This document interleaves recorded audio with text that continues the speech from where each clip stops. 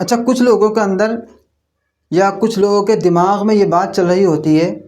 کہ ہمیں تو فاتحہ یا ایصال ثواب اپنے مردے کے لیے کرنا ہے، اگر ہم اس پیسے سے غریب کی مدد کر دیں گے، کسی مجبور کی مدد کر دیں گے، جسے ضرورت ہے اس کو ہم پیسہ دے دیں گے، اس کی حاجت کو پورا کر دیں گے، تو اس سے ہمارے مردے کو کیا ثواب ملے گا؟ یا ہمارے مردے کو اتنا ثواب نہیں ملے گا جتنا ہم فاتحہ لگوا کر ثواب پہنچا سکتے ہیں۔ ایسا ہرگز نہیں ہے۔ اعلیٰ حضرت فاضل بریلوی رحمۃ اللہ تعالیٰ علیہ سے پوچھا گیا کہ ایک شخص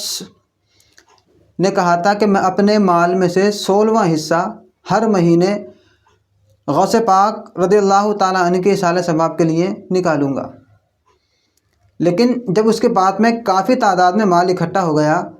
تو پھر اس کے کانوں تک خبر پہنچی کہ اس کے محلے کے اندر یا اسی بستی کے اندر ایک مسجد بوسیدہ حالت میں ہے۔ تو اس کے بارے میں سوال کیا گیا کہ اگر وہ نیاز کا پیسہ مسجد کے اندر لگا دے تو کیا اس کو ثواب ملے گا، یا وہ اپنے نیاز کے پیسے کو مسجد کے اندر لگا سکتا ہے؟ تو اعلیٰ حضرت فاضل بریلوی رحمۃ اللہ تعالیٰ علیہ نے ارشاد فرمایا کہ اس کو نیاز کرنے کے بجائے اگر وہ مسجد کے اندر وہ پیسہ لگاتا ہے تو اس کو 10 گنا زیادہ ثواب ملے گا۔ یعنی نیاز کرنے میں 1 گنا ثواب ملتا تھا، یعنی 1 روپیہ خرچ کرنے میں 10 نیکیاں ملتی تھیں، اگر اس پیسے کو، اس روپے کو وہ مسجد کے اندر لگائے گا تو اللہ رب العزت اسے 10 نہیں بلکہ 100 نیکیاں عطا فرمائے گا۔ مسجد میں پیسہ لگانے سے 10 گنا زیادہ ثواب اس کو ملے گا۔ تو یہ ختم کر دیجئے، یہ اپنے ذہن سے نکال دیجئے کہ اگر ہم نیاز کا پیسہ یا فاتحہ کا پیسہ، درود فاتحہ کا پیسہ اگر ہم کسی نیک جگہ پر خرچ کریں گے، کسی غریب کی مدد کریں گے، مدرسے میں لگائیں گے، تو پھر ہمارے مردوں کو ثواب پورا نہیں ملے گا۔ ثواب آپ کے ہاتھ میں نہیں ہے، ثواب اللہ رب العزت عطا فرماتا ہے۔ اللہ رب العزت نیتوں کو دیکھتا ہے۔ آپ نے تو اپنے مردوں کے ایصال ثواب کے لیے پیسہ اکٹھا کیا تھا، یہ انتظام جو کیا تھا جوڑ جاڑنے کے بعد میں اپنے مردوں کو ایصال ثواب کے لیے کیا تھا، لیکن آپ اگر غریب کی مدد کر رہے ہیں تو وہ غریب کی مدد آپ اپنے مردے کے نام سے کریں، جو آپ کے اپنے ہم سے جدا ہو گئے ہیں،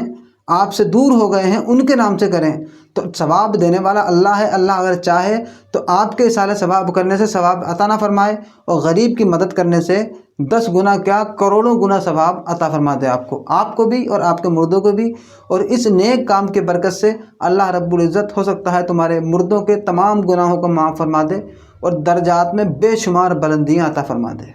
اور اسی طریقے سے اگر کسی گھر سے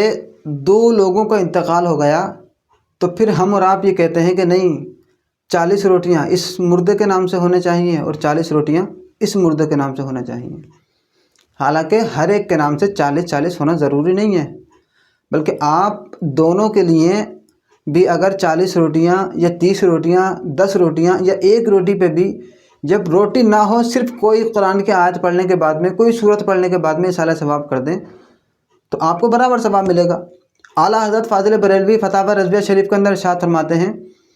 کہ جب بھی تم کبھی اپنے مردوں کے لیے ایصال ثواب کرو تو اس طرح سے کرو کہ جو اس دنیا فانی سے چلے گئے اور جو مسلمان اس دنیا میں موجود ہیں اور جو قیامت تک پیدا ہوں گے، ان تمام کی روحوں کو اس کا ثواب پہنچایا کرو۔ اس کا فائدہ یہ ہے کہ آپ نے اگر 10 نیکیاں کمائی تھیں قرآن پاک کی تلاوت کرنے کے بعد اور اس کا ثواب کسی ایک مردے کو پہنچا دیا تو اللہ رب العزت جو ہے آپ کے ثواب میں سے کوئی کمی نہیں کرے گا، بلکہ اپنی رحمت سے اس مردوں کو الگ سے 10 نیکیاں عطا فرمائے گا۔ اور اگر آپ نے اسی آیت کا ثواب 10 مردوں کو پہنچا دیا تو اللہ رب العزت تمام مردوں کو 10 نیکیاں عطا فرمائے گا، اور آپ کو تمام مردوں کو ایصال ثواب کرنے کی وجہ سے 100 نیکیاں بلکہ 110 نیکیاں عطا فرمائے گا۔ تو یہ نہ سمجھیں کہ ہم اپنے مردوں کو ایصال ثواب کر رہے ہیں، ہم دوسرے کو کیوں پہنچائیں، ہمارے مردے کے ایصال ثواب میں کمی ہو جائے گی۔ یا اگر 2 مر گئے ہیں تو ہم ایک کے حصے کا ثواب دونوں کو کیوں پہنچائیں، ان کے ثواب میں کمی ہو جائے گی۔ ثواب میں کسی کی کمی نہیں ہوتی۔ اللہ رب العزت اپنی رحمت کاملہ سے ان تمام مردوں کو بھی ایصال ثواب پہنچاتا ہے اور آپ کو بھی ان کے تمام کے برابر ثواب ملتا ہے۔ تو اس طرح کی خرافاتیں जो है दीन में ना फैलाएं, बल्कि अगर आपको कहीं शक होता हो, डाउट होता हो, या कोई भी मसला पता करना होता हो, तो दादी माँ से या बड़े बूढ़ों से पता ना करने के बाद में अपनी मस्जिद के इमाम से, किसी आलिम दीन से एक मरतबा ज़रूर मसला पूछ लिया करें कि इसके बारे में शरीयत क्या कहती है। अपने तरफ से जो है यूं ही क़ैदे लगाना, ज़्यादतियाँ करना शरीयत में ये हरगिज़ जायज़ नहीं है, इसकी शरीयत इजाज़त नहीं देती। अच्छा, ये फातिहा इसलिए भी लगाई जाती हैं कि हज़रत अब्दुल्ला इब्न अब्बास रज़ियल्लाहु ताला अन्हु से मरवी है कि वो फरमाते हैं कि ईद के दिन और रोज़ आशूरा यानी 10 मुहर्रमुल हराम को और शब बारात और रजबुल मुरज्जब के पहले जुमे को रूहें अपने घर वापस आती हैं और दरवाज़े पर खड़े होने के बाद में ये सदा लगाती हैं, हमारे लिए कुछ सदका करो, कुछ इसाले सवाब करो, हमें ज़रूरत है तुम्हारे सदका करने की, हम मोहताज हैं तुम्हारे सदका करने के, हमें ज़रूरत है, हमें हाजत है तुम्हारे सदका करने की, कुछ सदका करो हमारे लिए। अगरचे एक रोटी का ही सदका क्यों ना हो, और अगर वो इसाले सवाब नहीं करते तो हसरत के साथ में उनकी रूहें वापस लौट जाती हैं। तो रजबुल मुरज्जब के पहले जुमे को हमारे दरवाज़ों पर हमारे अपनों की रूहें आती हैं, इसलिए हम उनके लिए इसाले सवाब करते हैं। और ये इसाले सवाब करना कोई गलत काम नहीं, कोई शिरक और बिदअत वाला काम नहीं।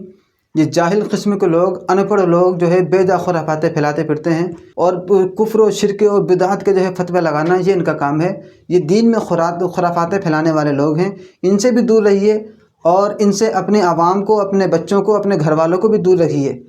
और आप भी जो है दीन में बेजा शर्तें, बेजा क़ैदे ना लगाएं। आप भी अगर ऐसे लगाएंगे तो आपको फ़ायदा नहीं होगा, बल्कि आप भी नुकसान उठाएंगे। असल यही है कि आप जो चीज़ आपको मैसर हो, चाहे वो थोड़ी चीज़ हो या फिर ज़्यादा चीज़ हो, आप उस पर जो है फातिहा लगवा सकते हैं और अपने मुर्दों को इसाले सवाब कर सकते हैं।